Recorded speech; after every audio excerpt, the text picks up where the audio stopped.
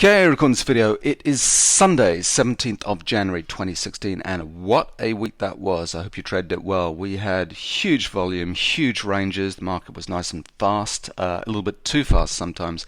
Had some instances of bursting data on my trade station, particularly at the opens, but what a week. It was excellent. Monday was a good day for me. Tuesday did not trade. Wednesday was a crappy day for me, just because the trend in the early part of the day really wasn't there. It wasn't until we broke down into a decent trend move, kind of mid-morning to afternoon on the Wednesday, where we got some decent trendy activity, and I wasn't trading that. Thursday was solid, and then Friday was excellent. We had some really good moves to trade. So I hope you had fun this week. Going to do two videos today. The first one just going to talk about kind of the bigger picture and the charts that I'm looking at, and then I'm going to do a second video on my 5-step setup because I now have a sequence that I'm trying to trade more systematically than I have been. Typically I'm a discretionary trader, but there is a system now with the multiple time frame view of the indicators, and I want to talk you through that. Anyway, so that's going to be in a second video. So if you go back to last weekend's video, I said this down move was unlikely to be over until we saw two things: pullback to end of trend signals rippling through the lower time frames, and then matching up with cyclical support on the higher time frames. And we were going to have a higher time frame support on the daily chart come in, which was likely to be busted because we still had downward energy on the weekly chart. And that's playing out to plan.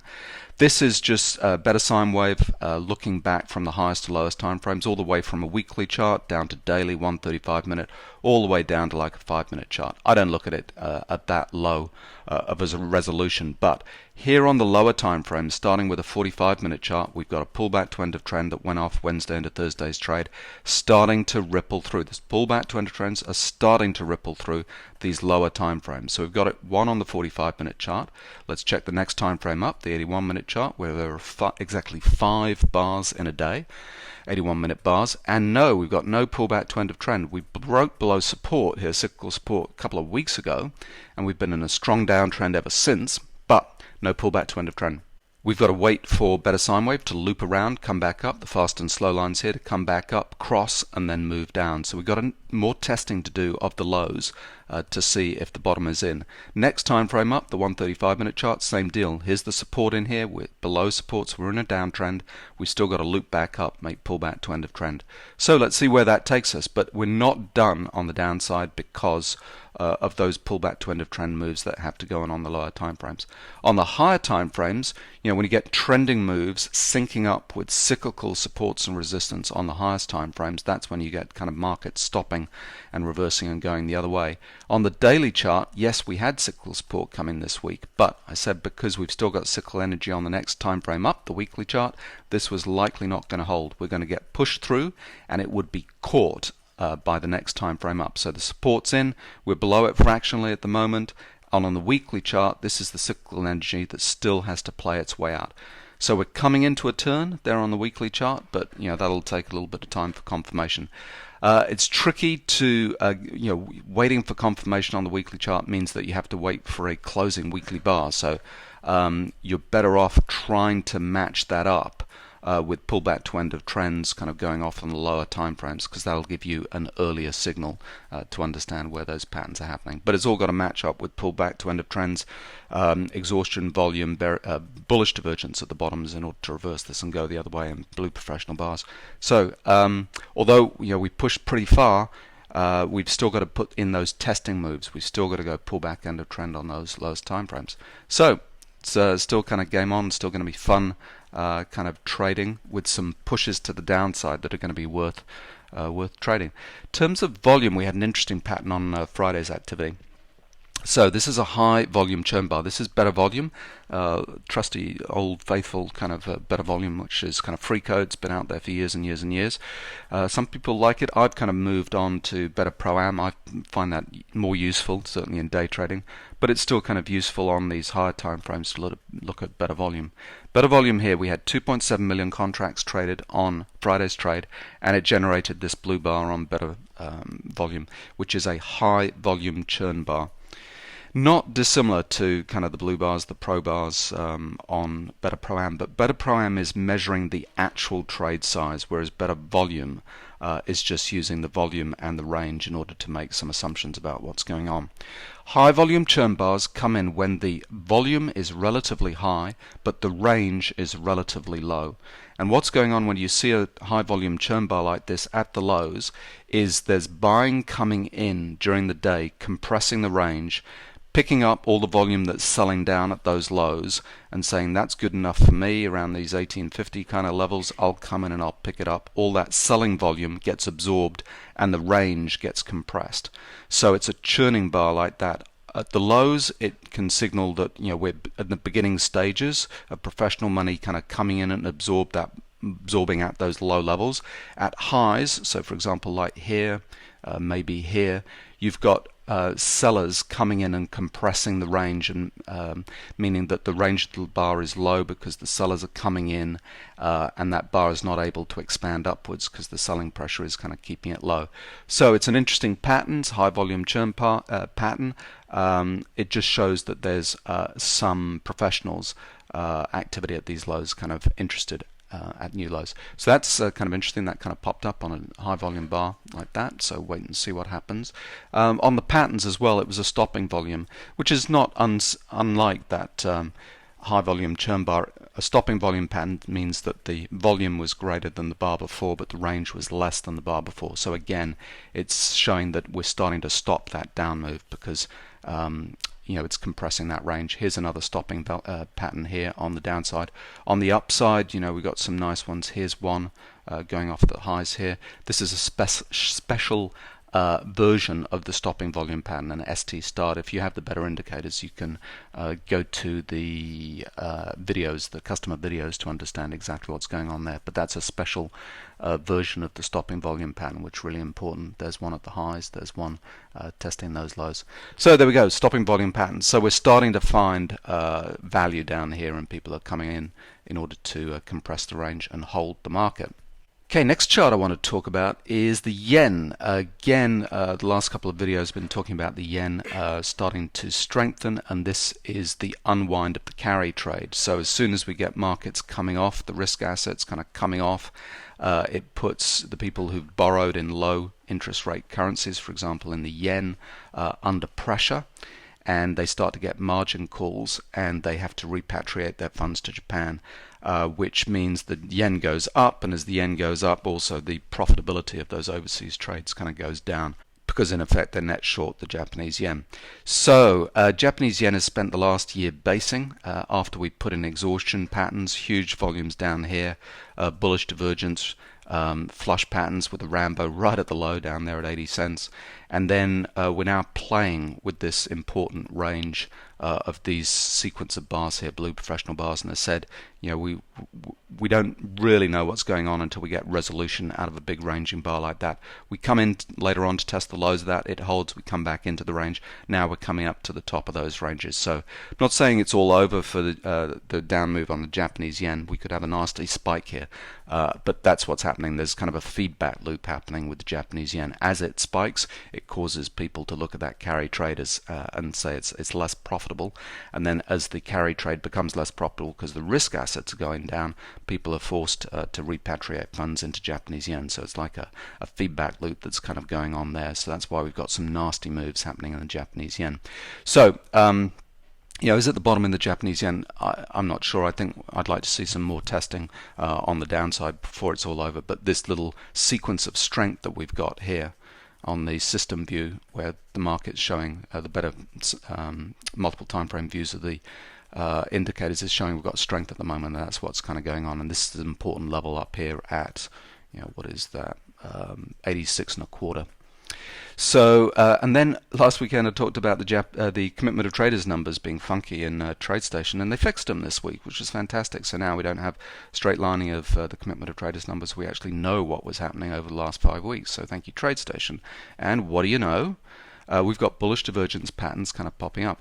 So commitment of traders data comes out once a week, so don't plot it on a daily chart, that'd be silly. Plot it on a weekly chart, and then you can look at a longer view with a monthly chart as well. And both on the weekly chart and the monthly chart, here we've got commitment of traders showing bullish divergence patterns. Remember, I flipped the numbers upside down because it makes more sense to me, and as soon as we see price diverging with the activity of the commitment of traders, you can start to plot these bullish and bearish divergence signals. Some of them are early here, but big picture wise, they are pretty damn helpful. Here we've got the low in the Japanese yen with bullish divergence on monthly, high with bearish divergence on monthly, the low potentially here. Now we've flipped. All of a sudden, last week's reading was -2, now +10 here on this chart. So that is getting interesting. So all of a sudden, long term, during the whole of 2015, you can see the professionals have been changing their stance on the Japanese yen. So that for me is interesting, and it kind of marries up a little bit with this carry trade unwind that's happening at the moment. British pound at the beginning of the year, I did a 2016 kind of video and saying, there was last year, the mid part of last year, I was pretty keen on the British pound, and that was for this reason. We had a triple going on here. You can see on the multiple time frame view of the better indicators, we had pullback to end of trend on the lowest time frame, pullback end of trend on the intermediate time frame, plus cyclical support on the pound on the highest time frame coming in, and that is why I was bullish on the pound, because all of that had kind of come together. We had blue professional bars kind of down at the lows, and we had some strength. It was a nice little rally back up from whatever that was, 45 or something, down here up to 55, almost 60 on the way up, and that was the strength that we had. But as soon as we had this activity, we were in weakness. The cyclical resistance came in, and I said, look for this low to be busted. That was at like 145 to be busted, and we've had that well and truly busted during the last week or two's activity. Bang, almost like a waterfall kind of going on here. But it's not over. We've got to go pull back into trend on all these time frames. We've got to go exhaustion sell. A really decent read on exhaustion, on momentum on the way down. You can see this is the type of readings where we bottomed previously, and we're only a little past halfway there in terms of capitulation volume there. So look for that coming up. We're not near it yet, but all of a sudden the pound's not looking all that happy at all. And dollar index, by contrast, I've been bullish on this for a couple of years now, and we've just been hanging around these lows. So during the time when certainly the equity market in the US has been under pressure, and you'd expect people to be taking money out of the States, we have had some strength in the Japanese yen, but against most of the other currencies, Canadian dollar, Aussie dollar, British pound, euro not so much. The dollar is definitely strengthening. So we've just been hanging around these highs, and I've been saying I'm looking for that 100 level on dollar index to be punched through and to go into this next sequence of where do we go from here, because we're through our resistance levels and on our way with a continuation of this mega uptrend that we've had. So dollar index is strong, but just taking a pause for the time being, just because there's a little bit of uncertainty in the US markets, equities markets at least. And crude oil, bang bang bang bang bang, continued. 29s was hit during Friday's trade. We're sitting down there. We are really unhealthy in crude, but at some point during the next days, weeks, month or two possibly, we'll find that bottom. I'm pretty sure we will, because, and here's the reason, is all of the exhaustion selling patterns kind of going on here. So this, if you like, is the exhaustion. That was the exhaustion top. You can see the exhaustion buying here, and bearish divergence comes in, bang, up at 110 on this futures chart, bang. We come back up to test, flushing out the buyers, flushing them out. Professionals taking advantage of that, flushing out volume, and then we break into this mega downtrend. Now this was kind of the strength of the selling, the initial selling, kind of getting us going kind of down here. We kind of picked it up a little bit at the 60 level, and we kind of just hung around that 60 level, and now we've had the second break kind of down into these lows, and we're starting to see those really big kind of exhaustion sell volumes kind of going on here. And Blue professional down bars. I love these because that shows on these mega down days the professionals are saying, hey, it's not a bad price. At $40 I'll step in, I'll pick it up because I've got a long-term view. At 30, 33, 35, it's not a bad price. I've got a long-term view, picking it up. So at some point we've got to go pull back end of trend, and it's been one of the nicest signals on the multiple time frames because it's been consistently short the entire sequence all the way down from this breakdown level end of July back in 2014. Not a peep of strength here in this downtrend move. So we got to see those exhaustion patterns. We've got to see some pullback to end of trends. Then we've got to see some basing, and then we'll kind of see the next kind of trend develop. So it's going to take its time, but 2016 I think is going to be the year.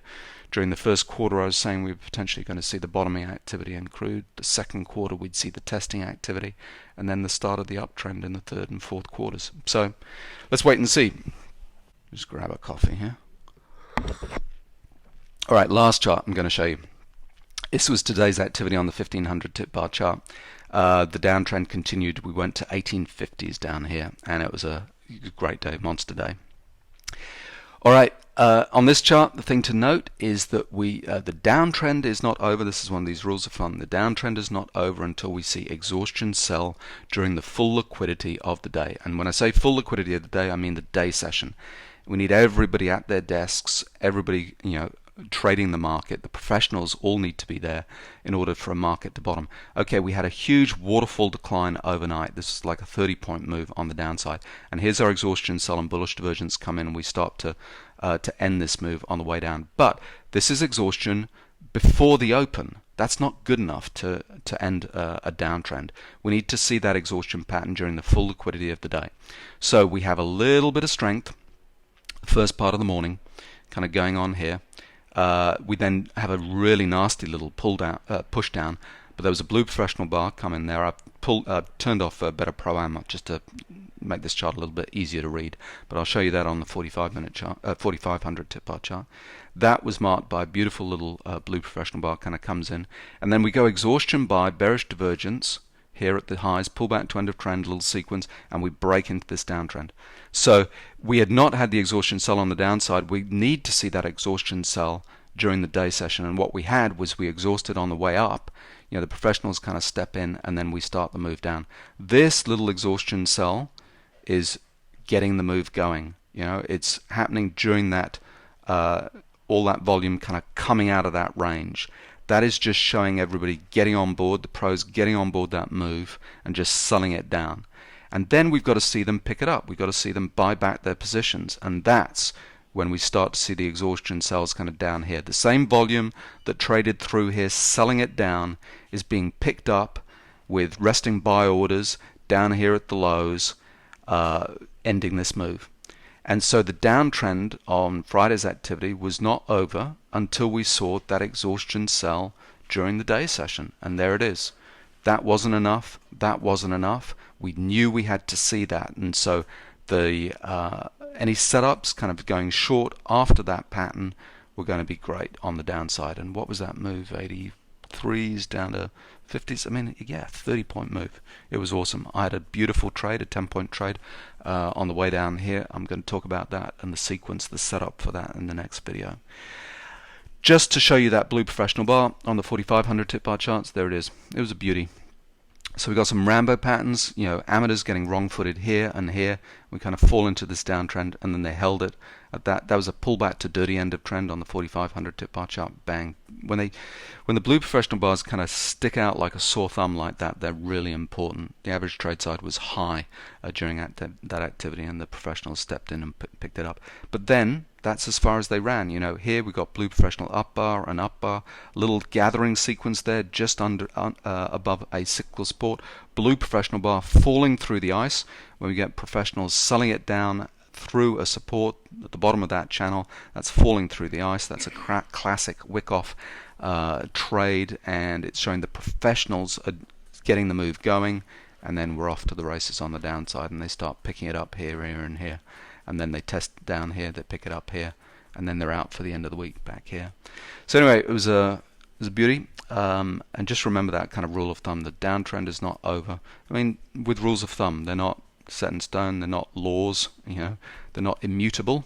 But they're bloody handy, and 8 out of 10 times that'll be.